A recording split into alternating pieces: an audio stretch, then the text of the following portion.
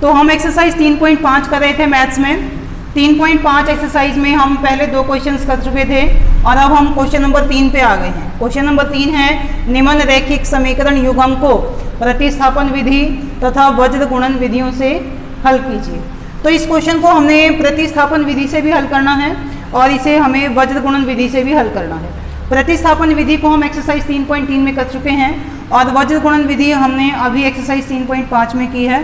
तो इस क्वेश्चन को दोनों मेथड से बच्चे अपने आप निकालेंगे और दोनों मेथड से जब निकालोगे तो दोनों ही मेथड से आंसर सेम आएगा। तो ये क्वेश्चन बच्चों ने खुद निकालना है। इसके बाद नेक्स्ट क्वेश्चन आ जाता है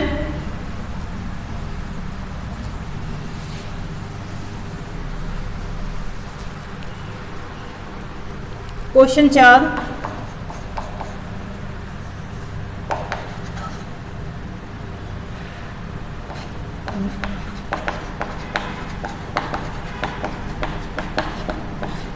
निम्न समस्याओं के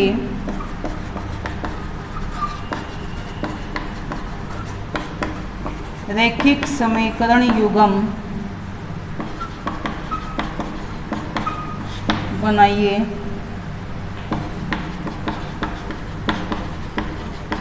और उनके हल किसी बीजगणितीय विधि से ज्ञात कीजिए। इसका फर्स्ट पार्ट है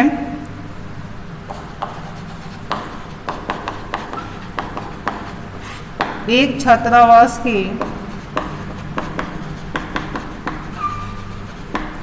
मासिक व्यय का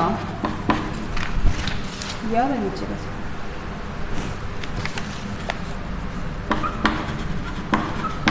एक भाग नियत है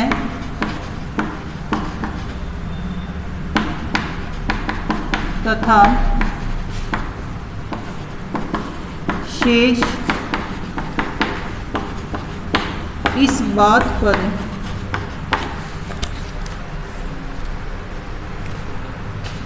निर्भर करता है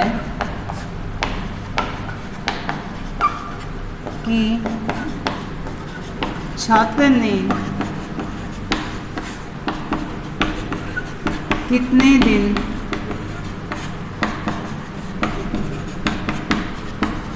भोजन लिया है। जब एक विद्यार्थी को जो 20 दिन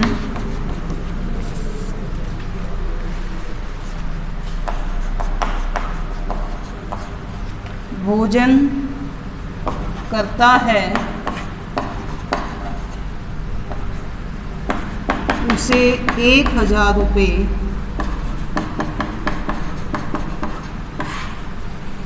छात्रावास के व्यय के लिए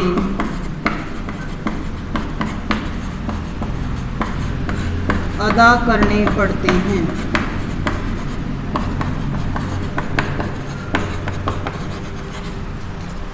जबकि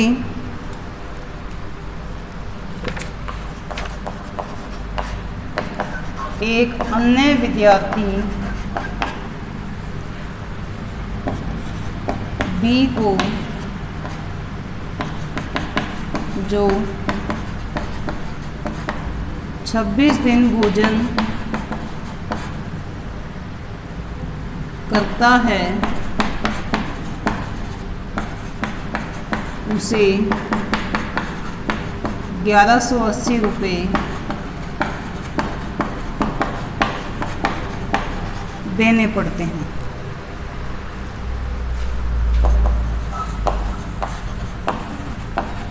नियत व्यय तथा प्रतिदिन के भोजन का मूल्य ज्ञात कीजिए।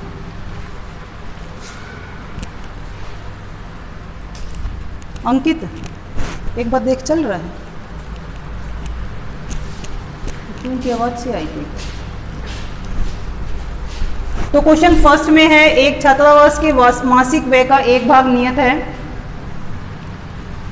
तथा शेष इस बात पर निर्भर करता है कि छात्र ने कितने दिन भोजन लिया है। एक विद्यार्थी 20 दिन भोजन कर रहा है तो उसको 1000 रुपये छात्रावास के व्यय के लिए देने पड़ते हैं, जबकि एक अन्य विद्यार्थी बी है जो 26 दिन भोजन कर रहा है, उसे 1180 रुपये टोटल देने पड़ रहे हैं। तो नियत व्यय और प्रतिदिन के भोजन का मूल्य हमें ज्ञात करना है। तो बच्चे हॉस्टल में रह रहे हैं, हॉस्टल में रहते हैं तो वहाँ एक भाग तो जो खर्चा है उसका एक भाग तो निश्चित है और बाकी का डिपेंड करता है कि उस बच्चे ने कितने दिन तक भोजन लिया है। जैसे अगर छुट्टियां हो जाती हैं तो बच्चे अपने घर चले जाते हैं, घर चले जाएंगे, उसके लिए ये नियत व्यय ये तो देना ही पड़ेगा, जो कि एक तरह से रेंट की तरह से होता है, तो ये तो देना ही पड़ेगा। लेकिन जब बच्चे अपने घर जा रहे हैं तो फिर भोजन वो वहाँ नहीं खा रहे हैं, भोजन अपने घर खा रहे हैं, तो भोजन का मूल्य उनसे नहीं लिया जाएगा जब बच्चे अपने घर पर हैं। भोजन का मूल्य केवल कब लिया जाएगा, जब वो हॉस्टल में रहते हैं। तो निश्चित किराया तो देना ही देना पड़ेगा, चाहे वो अपने घर पे हैं, चाहे वो हॉस्टल में हैं, छुट्टियों में अपने घर चले गए हैं, या जब स्कूल लग रहा है तो वो अपने स्कूल हॉस्टल में रहते हैं। भोजन का मूल्य का पैसा जब लगेगा जब वो बच्चे हॉस्टल में रह करके भोजन खा रहे हैं। तो ये नियत व्यय और प्रतिदिन के भोजन का मूल्य हमें निकालना है। इसे हम मान लेते हैं, माना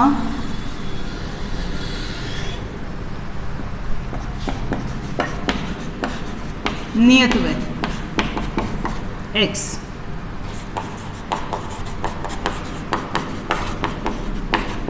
माना प्रतिदिन के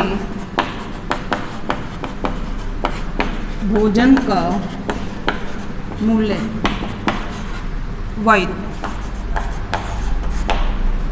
इक्वेशंस बनाएंगे।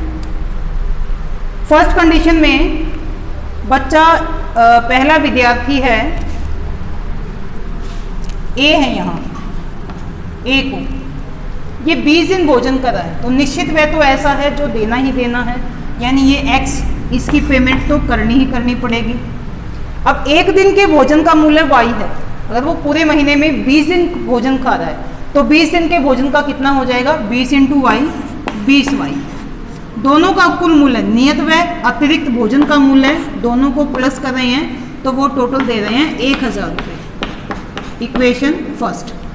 सेकंड कंडीशन में दूसरा विद्यार्थी बी है जो कि 26 दिन के लिए भोजन कर रहा है, निश्चित व्यय तो देना ही पड़ेगा। अब 26 दिन के भोजन का मूल्य क्या हो जाएगा, 26 × y 26y, टोटल ये हो जाता है 1180। अब इसे हम किसी भी बीजगणितीय विधि से हल कर सकते हैं। बीजगणितीय विधि हमारे पास आ जाती है प्रतिस्थापन, विलोपन और वज्रगुणन विधि। हम किसी भी विधि से इसको कर सकते हैं, बच्चों को जो भी विधि आसान लगती है वो उसी विधि से अपने अनुसार इसे निकाल सकता है। तो अगर हम यहाँ पर इसको विलोपन विधि से हल करना चाहें तो विलोपन विधि में अब हम x का विलोप कर लेते हैं। दोनों प्लस हैं तो हमें साइन चेंज करना पड़ेगा, क्योंकि हमें एक प्लस चाहिए एक माइनस चाहिए। तो उसके लिए हम इक्वेशन फर्स्ट में से इक्वेशन सेकंड को माइनस कर देते हैं। x + 20y = 1000, x + 26y = 1180। Sign change हो जाएगा, प्लस का माइनस और इस प्लस का माइनस, इस प्लस का माइनस, ये कट जाता है। 20y प्लस का 26y माइनस में है तो ये माइनस हो जाएगा, 26 - 20 6y, बड़े के आगे माइनस है तो यहाँ माइनस आ जाएगा। अब 1180 में से 1000 माइनस करेंगे, 0, 8 में से 0 गई 8, 1 में से 0 गया 1, इसके आगे माइनस है तो ये माइनस आ जाएगा। अब ये माइनस और ये minus, minus minus plus, minus से माइनस कैंसिल हो जाएगा। ये 6y के बीच में यहाँ मल्टीप्लाई है, यहाँ ले आते हैं तो ये डिवाइड हो जाएगा। तो y की वैल्यू 180 को हम 6 से डिवाइड करेंगे, 30 आ जाएगा 6। तो y की वैल्यू 30 आ जाती है। y की वैल्यू को इक्वेशन फर्स्ट में या इक्वेशन सेकंड में हम रख लेते हैं। y का मान समीकरण 1 में रखने पर, 1 में हम यहाँ रख लेते हैं x + 20 × 30, y की वैल्यू 30 = 1000। 20 इंटू 30 600, 3 दूनी 6,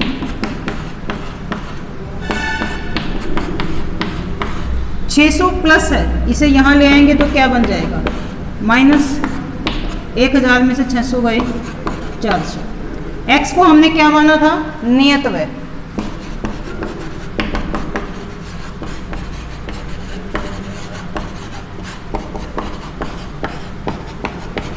y को हमने लिया था प्रतिदिन के भोजन का मूल्य।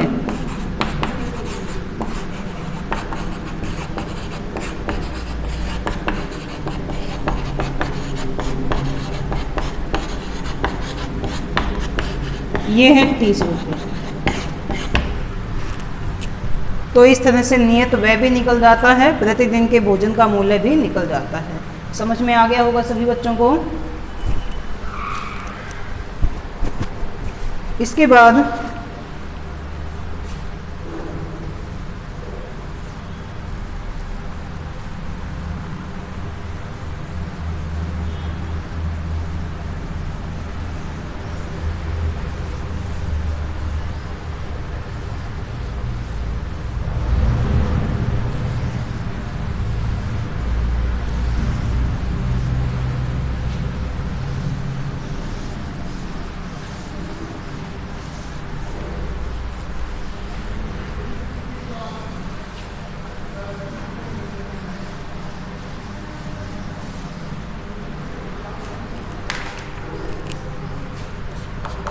सेकंड पार्ट है,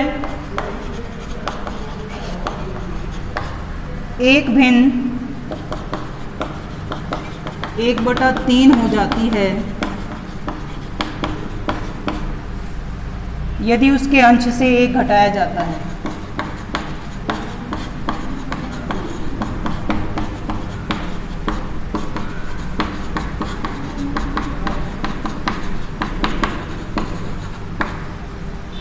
और वह 1/4 हो जाती है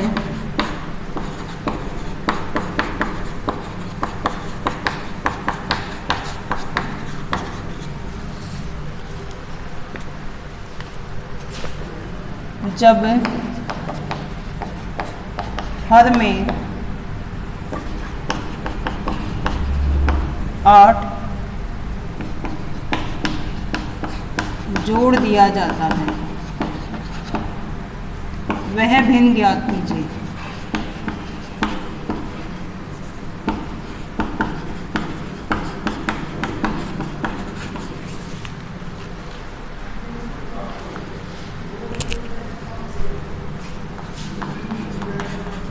एक भिन्न है, उसके अंश में 1 घटाते हैं तो वह 1/3 हो जाती है, और जब उसके हर में 8 जोड़ देते हैं तो वह 1/4 हो जाती है। हमें वह भिन्न निकालनी है। तो भिन्न को हम मान लेंगे, पहले अंश मानते हैं x, हर को मान लेते हैं y, तो भिन्न बन जाएगी अंश बटे हर यानी x बटे y। पहली कंडीशन में x बटे y, भिन्न 1/3 हो जाती है, यानी इस भिन्न का मूल्य 1/3 आ जाता है। कब? जब उसके अंश में से 1 घटाते हैं। तो हम अंश में से 1 घटा लेते हैं। हर में से कुछ नहीं करना, पहली कंडीशन में हमें कुछ नहीं बोला, क्रॉस मल्टीप्लाई करेंगे। 3 इंटू एक्स 3x, 3 एकम 3, y एकम y, प्लस y है, इसको यहाँ ले आएंगे, यहाँ आकर माइनस हो जाएगा, -3 को यहाँ ले आएंगे, इधर आकर ये प्लस हो जाएगा। ये हमारी इक्वेशन नंबर 1 आ जाती है। सेकंड कंडीशन में भिन्न वहाँ लिखा हुआ है 1/4 हो जाती है। जब उसके हर में 8 जोड़ दिया जाता है, तो उसके हर में 8 जोड़ना है। अंश के बारे में कुछ नहीं बोला, तो हम अंश में कुछ नहीं करेंगे। Cross multiply, 4 into x 4x, y plus 8 एकम y प्लस 8, y को यहाँ ले आते हैं, 4x ये प्लस है, यहाँ पर माइनस हो जाएगा, 8 यहीं बच जाएगा। Equation number second. अब हमारे पास हम देख रहे हैं 2 इक्वेशंस बन गई हैं, 3x minus Y equal to 3, 4x minus Y equal to 8। इनको हल करने के लिए किसी भी बीजगणितीय विधि का प्रयोग कर सकते हैं। तो हम इस क्वेश्चन में भी विलोपन विधि का प्रयोग कर लेते हैं। विलोपन विधि में या तो हमें x का विलोप करना है या y का करना है। तो x 3x और ये 4x इनके गुणांक समान नहीं हैं, हमें समान करने पड़ेंगे। और यदि हम y को देखते हैं, y का गुणांक 1 है, y का गुणांक 1 है, तो इनके गुणांक सेम है, हमें समान नहीं करने पड़ेंगे। तो y का विलोप हम कर लेते हैं। y के आगे ये माइनस और इस y के आगे भी ये माइनस है, दोनों माइनस आ गए हैं। अब हमें इसको चेंज करना पड़ेगा। जब इसे हम चेंज कर लेते हैं तो इनके इक्वेशंस को हम माइनस कर लेंगे, एक में से दो को माइनस करने पर। साइन चेंज नहीं करने पड़े यदि, तो हम प्लस लिखते हैं, equation 1 plus equation 2। Equation first है 3x minus Y equal to 3, 4x minus Y equal to 8। क्योंकि हम माइनस कर रहे हैं तो साइन चेंज हो जाएंगे, प्लस है तो माइनस, माइनस है तो प्लस, प्लस है तो माइनस, ये हमारा कट जाएगा। 4x माइनस में 3x प्लस में है, एक x आ जाएगा, इसके आगे माइनस है तो माइनस, प्लस 3 माइनस 8, 8 में से 3 माइनस करेंगे 5 आ जाएगा, 8 के आगे माइनस है तो माइनस। अब माइनस माइनस प्लस, x की वैल्यू आ जाएगी 5। इस x की वैल्यू को हम इक्वेशन फर्स्ट में या इक्वेशन सेकंड में रख लेते हैं।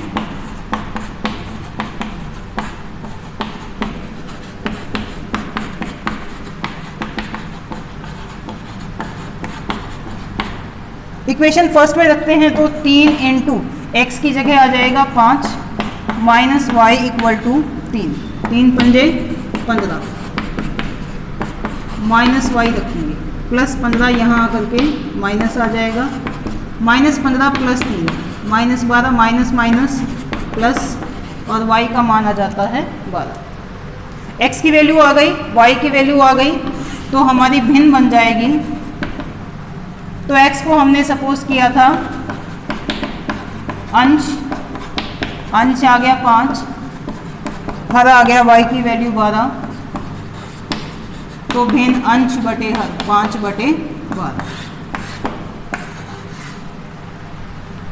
तो ये हमारी भिन्न बन जाती है। क्लियर है? ये हमारा सेकंड पार्ट कंप्लीट हो जाता है।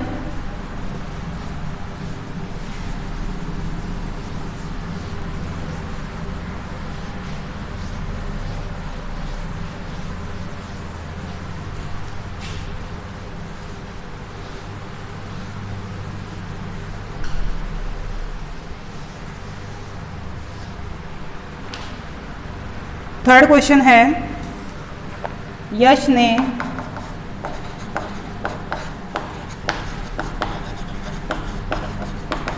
एक टेस्ट में 40 अंक अर्जित किए,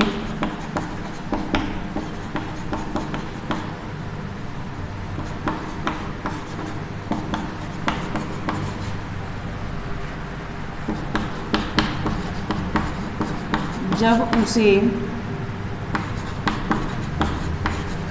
प्रत्येक सही उत्तर पर 3 अंक मिले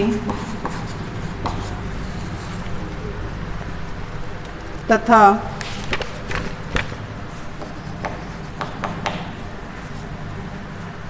अशुद्ध उत्तर पर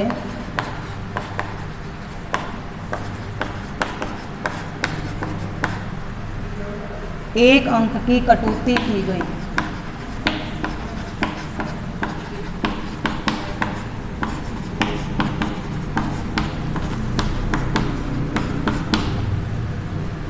यदि उसे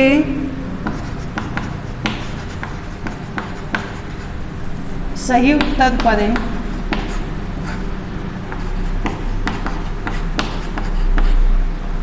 4 अंक मिलते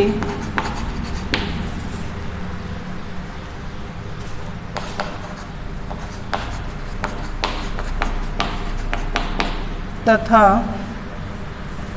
अशुद्ध उत्तर पर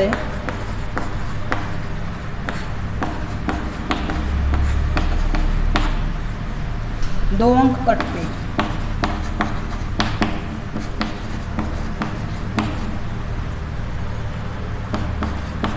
तो यश 50 अंक अर्जित करता। टेस्ट में कितने प्रश्न थे?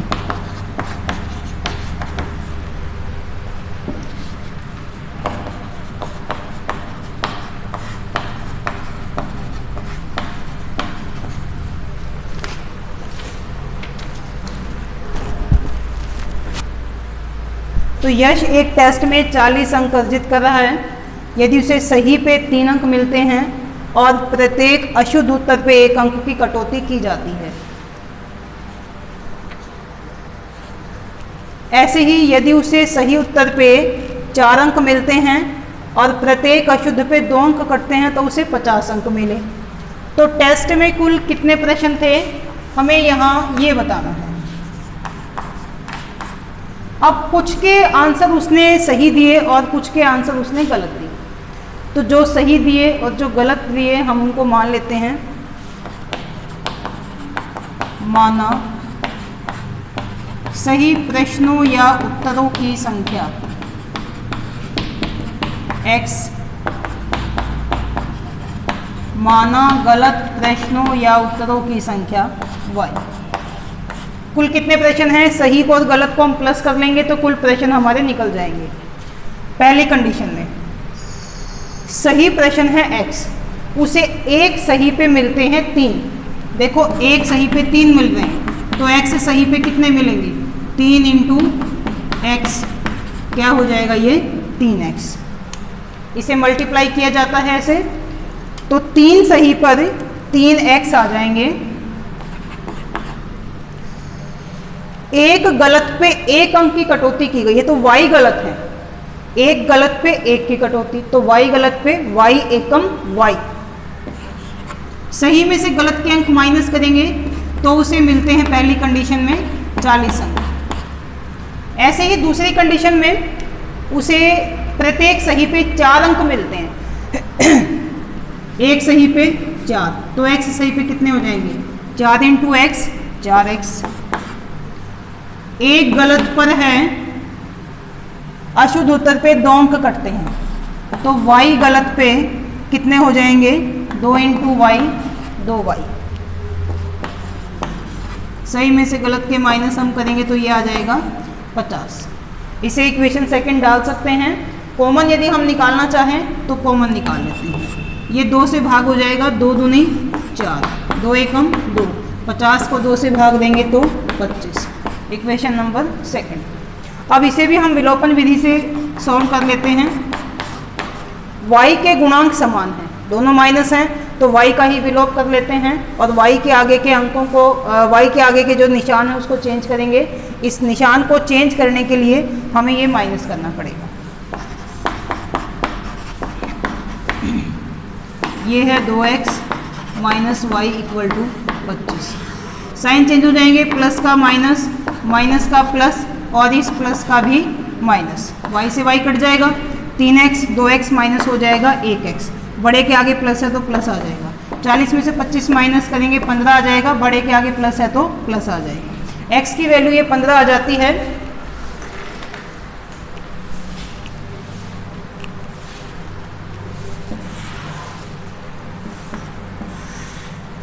अब x की वैल्यू को इक्वेशन 1 में या इक्वेशन 2 में रख लेंगे।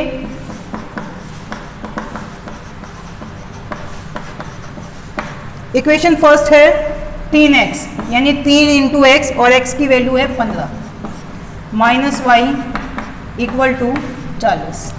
15 दिए 45 माइनस वाई, माइनस वाई को यहीं रखेंगे, प्लस 45 इधर आकर के माइनस 45 में से 40 माइनस होंगे तो 5, बड़े के आगे माइनस है तो माइनस, माइनस माइनस प्लस हो जाएगा, y की वैल्यू आ जाएगी 5।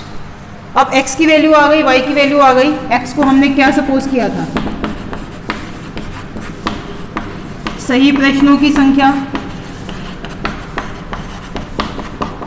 15, गलत प्रश्नों की संख्या y था और y की वैल्यू है 5। तो कुल प्रश्न निकाल लेंगे 15 प्लस 5। तो टेस्ट में कितने प्रश्न थे? 20। कुछ के गलत दिए जवाब और कुछ के जवाब सही दिए। तो ये क्वेश्चन हमारा कंप्लीट हो जाता है।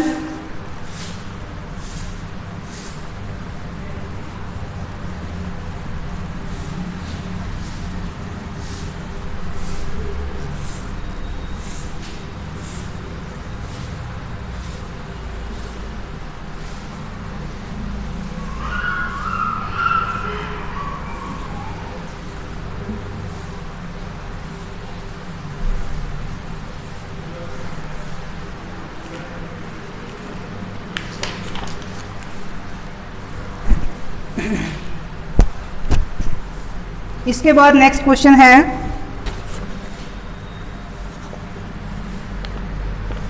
एक राजमार्ग पर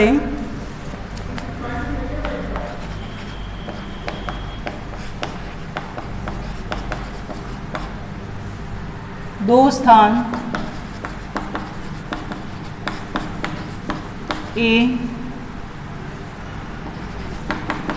तथा बी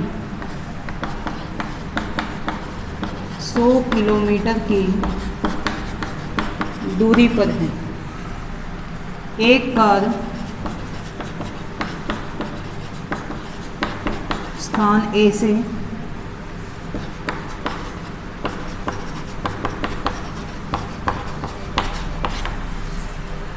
तथा दूसरी कार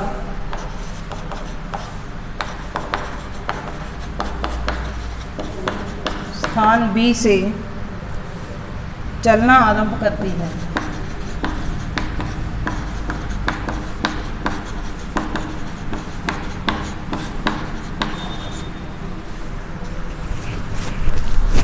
यदि ये कारें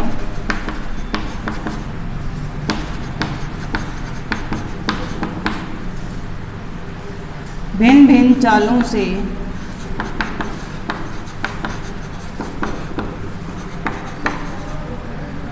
एक ही दिशा में चलती हैं,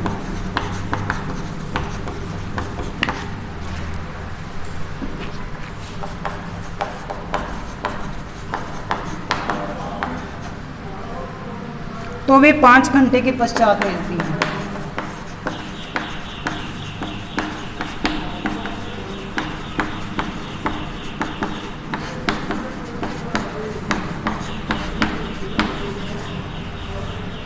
और यदि वे विपरीत दिशा में चलती हैं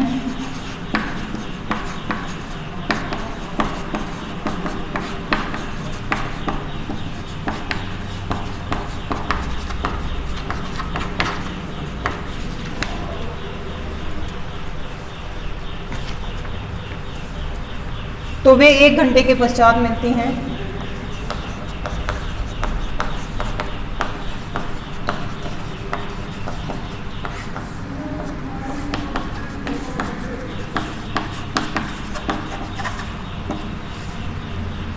दोनों कारों की चाल ज्ञात कीजिए।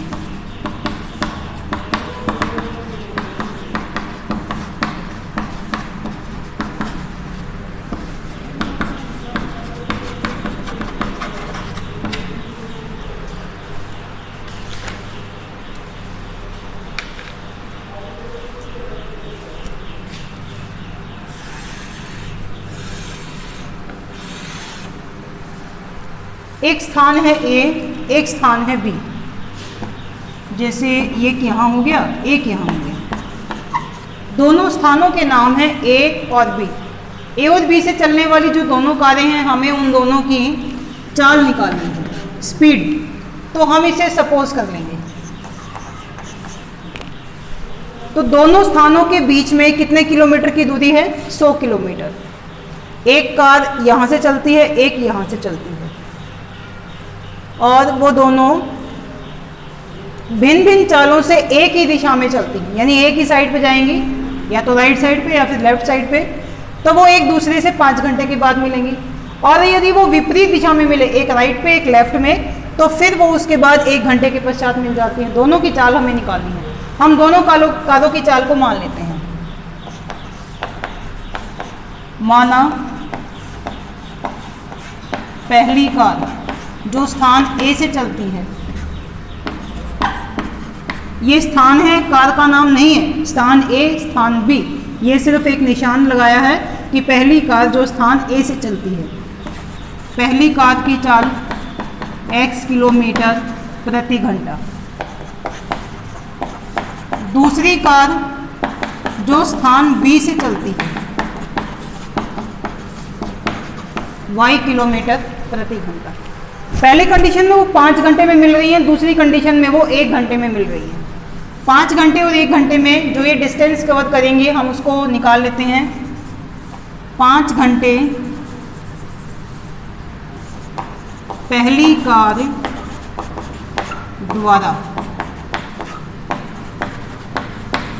5 घंटे व 1 घंटे में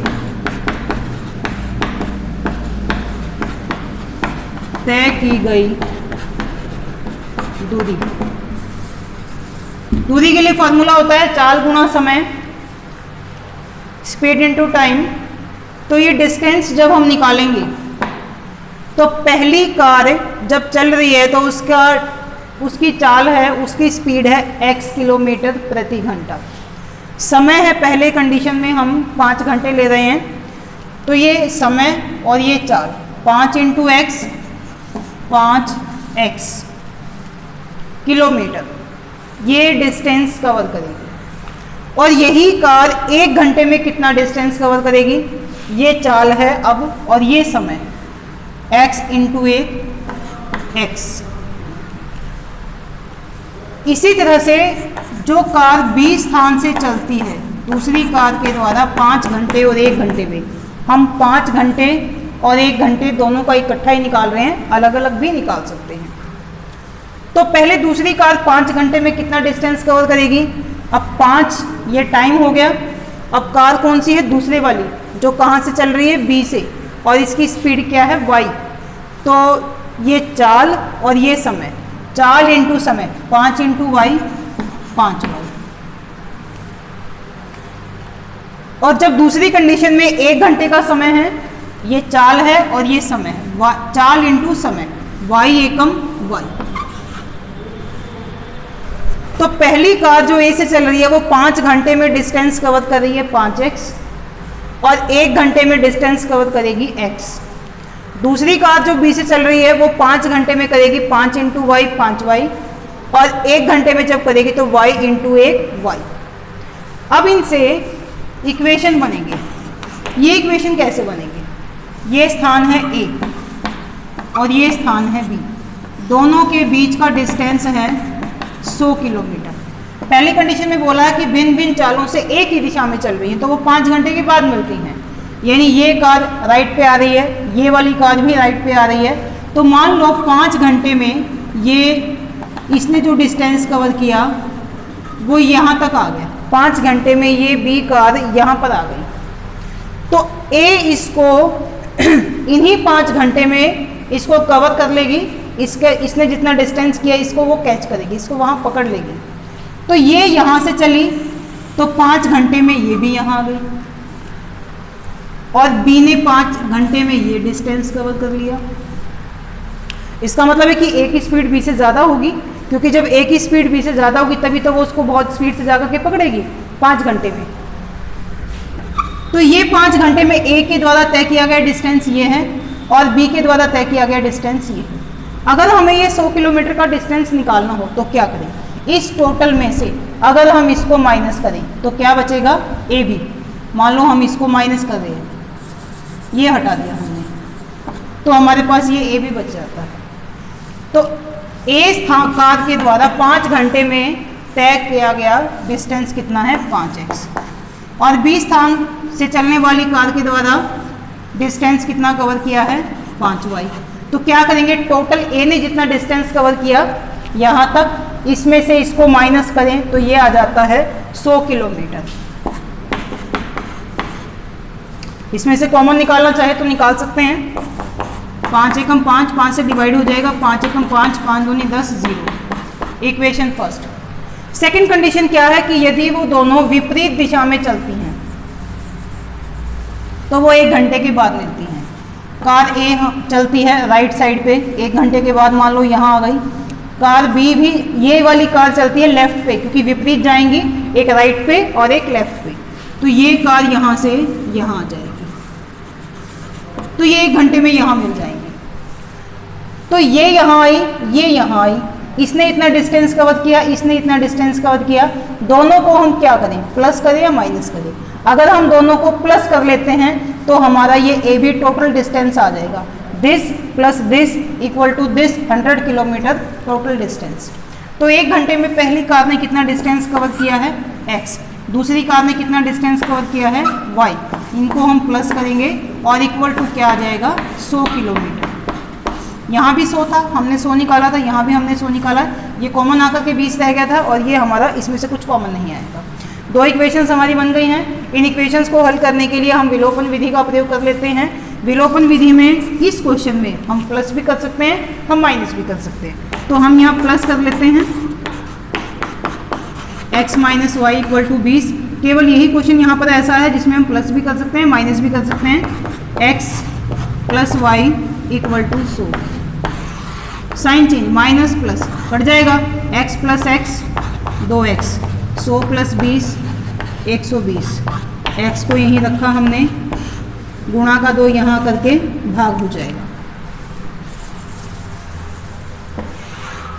ये आ जाता है 120 को 2 से भाग देंगे तो 60। अब x के मान को हम इक्वेशन फर्स्ट में रख लेते हैं। इक्वेशन फर्स्ट हमारा है x माइनस वाई, वाई की वैल्यू है 60 इक्वल टू 20 माइनस 60 यहाँ करके प्लस हो जाएगा और x की वैल्यू आ जाएगी 80। x को हमने क्या सपोज किया था, जो पहली कार a स्थान से चल रही थी उसके द्वारा तय की गई दूरी, उसकी चाल। अतः पहली कार की चाल जो स्थान a से चल रही थी 80 किलोमीटर प्रति घंटा। दूसरी कार जो स्थान b से चल रही थी y था, y की वैल्यू हमने निकाली 60 किलोमीटर प्रति घंटा। तो ये क्वेश्चन हमारा कंप्लीट हो गया है, सभी को समझ में आ गया होगा।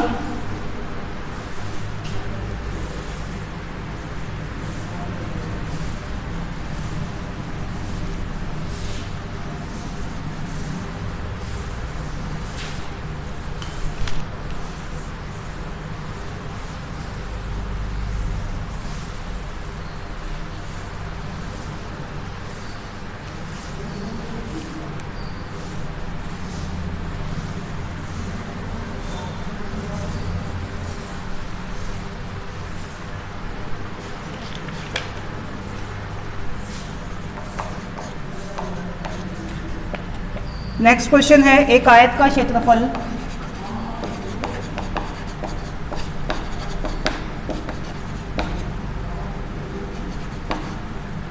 9 वर्ग इकाई कम हो जाता है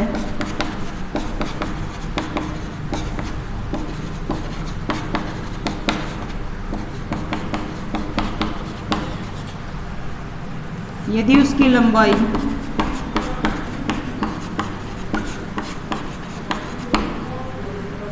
5 इकाई कम की जाए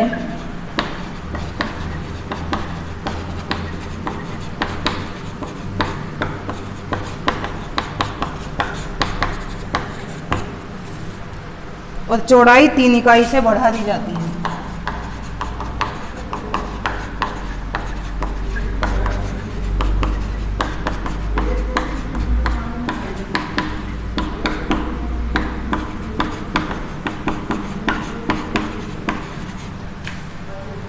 यदि हम लंबाई को 3 इकाई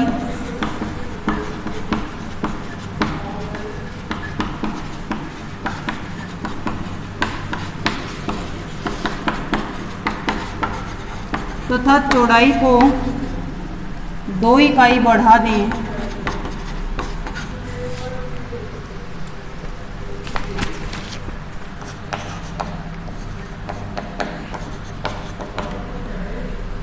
तो क्षेत्रफल 67 वर्ग इकाई बढ़ जाता है।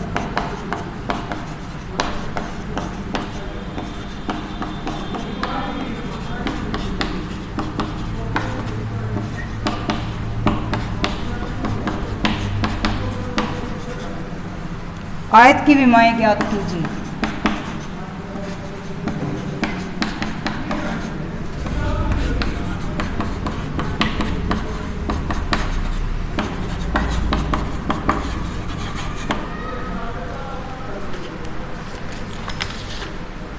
आयत की विमाएं एक लंबाई होती है, एक चौड़ाई होती है, वो हमें निकालनी है इस क्वेश्चन में, तो हम इसको मान लेते हैं। माना आयत की लंबाई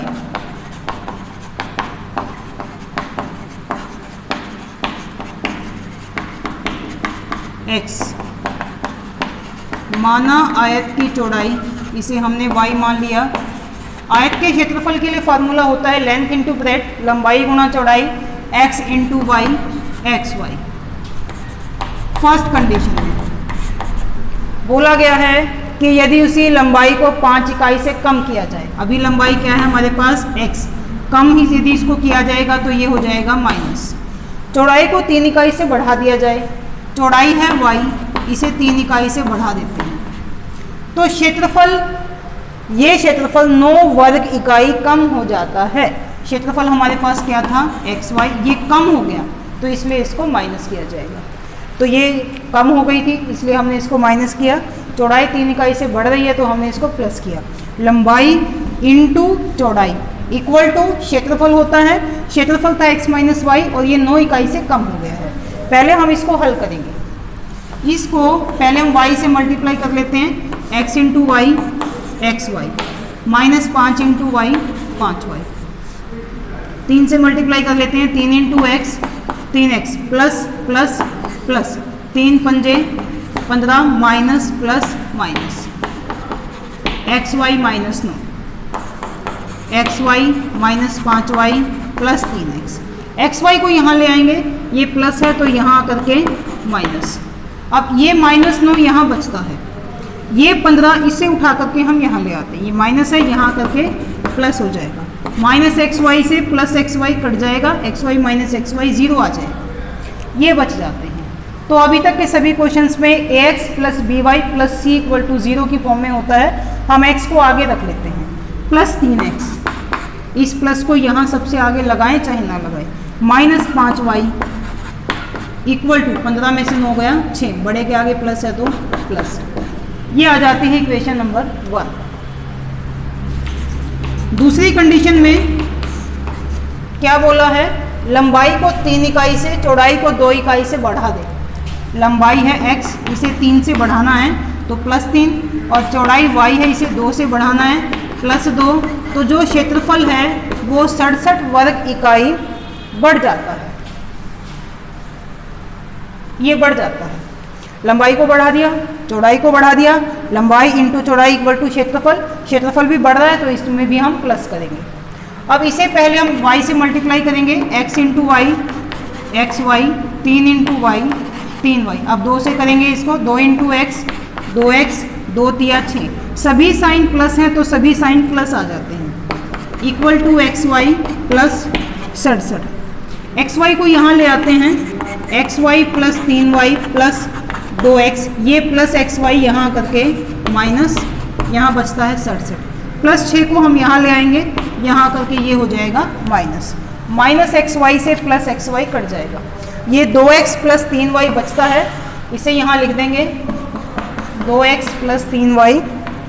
67 में से 6 माइनस करेंगे तो ये आ जाएगा 61। इक्वेशन नंबर 2 आ जाता है। दोनों इक्वेशंस बन गई हैं, 3x माइनस 5y और 2x प्लस 3y। पहली बात तो ये कि ये प्लस है, ये भी प्लस है, y माइनस में है, y प्लस में है, तो ये y 1 माइनस 1 प्लस है तो हम इसी का विलोप कर लेते हैं। लेकिन हम देख रहे हैं y के गुणांक एक दूसरे के समान नहीं है, कोई भी ऐसा टेबल नहीं है जिसमें 5 भी आता है, जिसमें 3 भी आता है।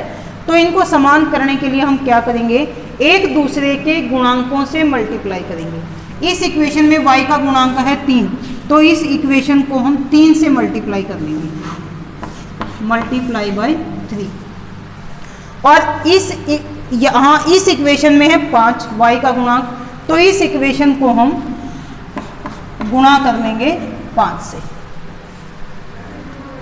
तो क्योंकि हम y को समान कर रहे हैं तो y के गुणांकों को समान करने के लिए एक दूसरे के गुणांकों से मल्टीप्लाई करेंगे। इस इक्वेशन को इस y के गुणांक से और इस इक्वेशन को इसमें इस y के गुणांक से।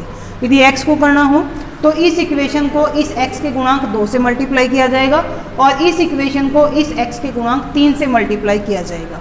तो अब हम यहाँ y को कर रहे हैं। अब इसके बाद इक्वेशन 1 में 2 को प्लस करेंगे क्योंकि y के आगे एक साइन प्लस और एक साइन माइनस अपने आप है। 3 तिया 9x, 3 पंजे 15, 3 छीक 18। इसको करेंगे 5 से 5 दूनी 10x, 5 तिये 15y, 5 एकम 5, 5 छीक 30। ये कट जाएगा, -15y + 15y, 10 और 9 19x, 8 और 5 13, 1 और 1 2 3, x को यहीं ले लेते हैं, 19 यहाँ करके डिवाइड हो जाएगा, 19 से कम 19, 19 सत्ते 133। x के मान को अब इक्वेशन 1 में या 2 में रख देंगे।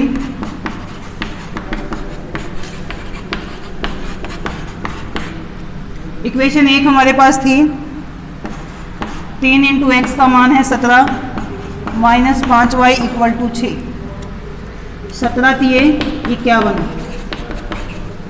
-5y प्लस 51 को यहाँ ले आते हैं तो यहाँ अगर ये माइनस हो जाएगा, 51 में से 6 माइनस हो जाएगा। 51 में से 6 माइनस कर लेते हैं तो ये आ जाएगा 45, बड़े के आगे माइनस है तो ये माइनस आ जाएगा। अभी हम देखते हैं माइनस माइनस प्लस, तो y की वैल्यू आ जाती है 45, 5 यहाँ गुणा है, इधर आकर के भाग हो जाएगा, y का मान आ जाएगा 9। तो x और y का जो मान निकल जाता है हमारे पास, अतः लंबाई हमारी आ गई x और x का मान था 17, यूनिट इकाई और चौड़ाई है 9 इकाई। तो इस तरह से आयत की विमाएं, आयत की लंबाई, आयत की चौड़ाई निकल जाती है और ये क्वेश्चन हमारा सॉल्व हो जाता है। इस प्रकार से एक्सरसाइज 3.5 भी हमारी कंप्लीट हो जाती है। सभी बच्चे इसे अपनी अपनी कॉपीज़ में कंप्लीट कर लें।